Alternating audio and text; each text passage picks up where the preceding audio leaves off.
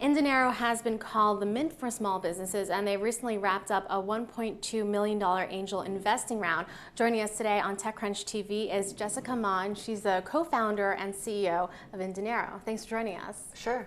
So why become the mint for small businesses, right? I mean, when you're looking at this market, there's players like Intuit, who are obviously multi-billion-dollar companies who are trying to service the same type of consumers. So why InDinero? Well, we've had this idea for a really long time. Back when I was building my first business, I didn't know how the finances were looking. I thought that we were making thousands of dollars in revenue, but in reality, our margins were pretty terrible. And so I thought, why isn't there an automatic service that just tells me how my money looks? And fast forward 7 years later, and we still haven't seen that. Yeah. No, 7 years later. So that means you're around 13 years old, right, when you started your first business? Is that correct? I think it was actually 12 back 12, then. So okay. we came up with, we decided to actually work on this problem when I was 19, and my co-founder was 18 at the time. And we just decided that in order to solve this problem, we couldn't build a simple accounting solution. No business owner knows what double entry bookkeeping is. And so we're just not solving the accounting problem. We're strictly building a product for business owners. So it wasn't that small businesses were using competitors' products like Intuit's, but that they couldn't figure out how to even manage their books? Yeah, so the competition is actually an Excel spreadsheet or the bank website. Like Intuit says they have a 95% market share on the accounting software space, which they do. The problem is most businesses don't use accounting software. So that's 95% of what isn't that big of a pie to begin with, I think. Yeah, so if people aren't using accounting software and they're kind of just trying to figure this out as they go, how do you reach out to them and tell them, you should use InDinero and that we're also safe and your information is confidential and that we're robust enough as a startup to be able to handle those needs? Right now, it's just a lot of trust and a lot of word of mouth. We get a lot of happy customers, and they have a lot of other business friends. And accounting isn't inherently a word of mouth product. You're not going to say, oh, what do you use to manage your finances, or what accounting solution do you use?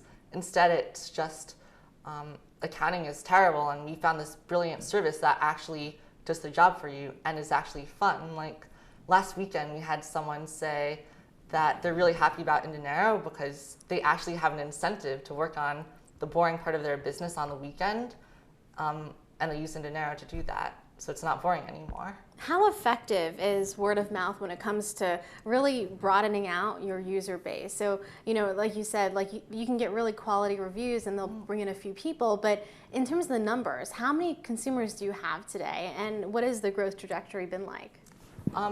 So before we launched, we had about 150 or so businesses. And that was approximately when? So that was I'd say May, June, and then we publicly launched on July 2nd. And then after that weekend, we got about 1,000 businesses sign up. And then over the next 10 weeks, we've signed up. Now we have 5,000 businesses using us.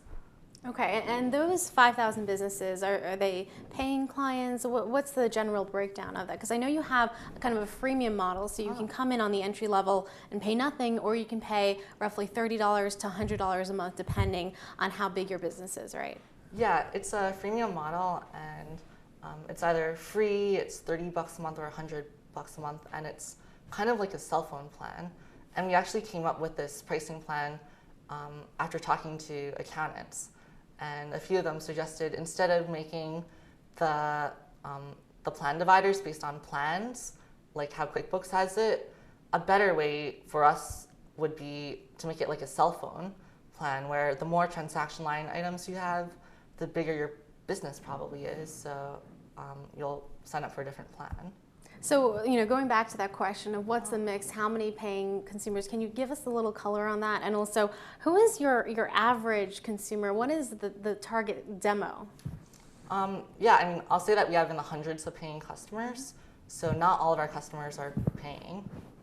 But the hope is that hopefully one day we'll incentivize them to pay. What was your second question? The second question was, who's your demo, or who's your average consumer that's using InDinero? Because I imagine it must be a lot of people probably in the SF tech scene, right, or something like that, because those would be the people most likely aware of it. When we started Y Combinator, Paul and Jessica wanted us to sign up a bunch of web startups.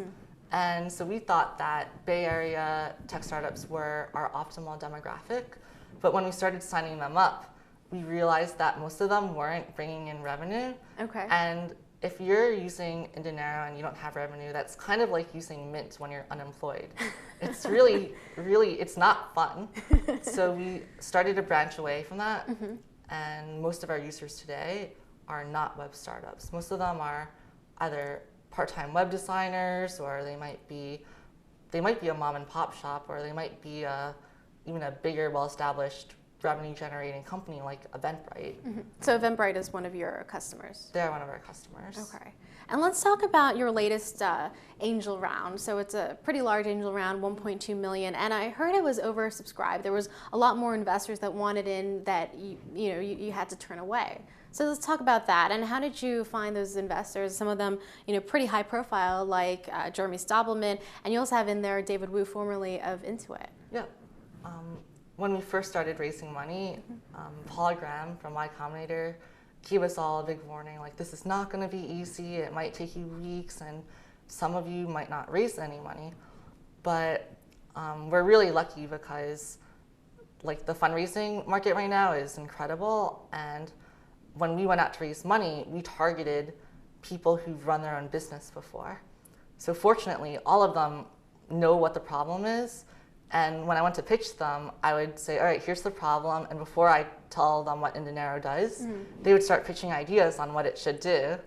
So that's another reason why it was so easy for us to raise the money, I think. Yeah, and you were telling me earlier that you really tried to find investors that you thought were compatible with the business. Like, it was more of you looking for them than them looking for you. Can you talk about, certain strategic decisions?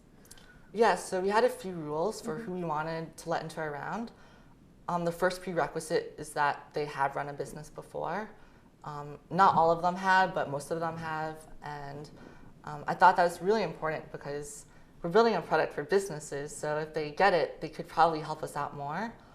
Another thing was we didn't want to talk to institutional investors this early on because they might just take forever to commit. I don't really know. It's just easier to deal with individual people who've run their own business before.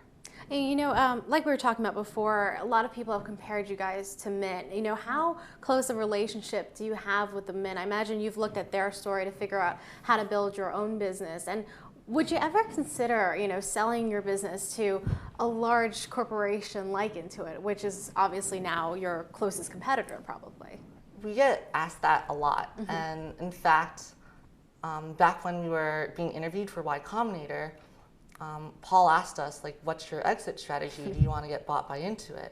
And my co-founder and I were thinking to ourselves, seriously, is Paul Graham asking us our exit strategy at our interview? And we weren't thinking about that. And when we were raising angel money, we got asked that a lot. And right now we're like, I don't think we're bribable at this point because we just want to build a real business. Gotcha. So you say you want to build a real business. So how are you looking at the horizon? What is your current game plan? Do you see it as a 5-10-year timeline? 5, 10, 20-year timeline. Like, the entire money space is not just ripe for disruption, but there are just so many things that need to be done. If you run a business and you start tallying up all the different problems you have to solve, it's just an infinite list, like taxes, payroll, sending money, receiving money, dealing with creditors, and like the list goes on. And until someone can easily solve them all in an easy way, then we're not done with our job. And I don't think we can do that in 5 to 10 years. Like, this is a 20, 30-year company that we want to build.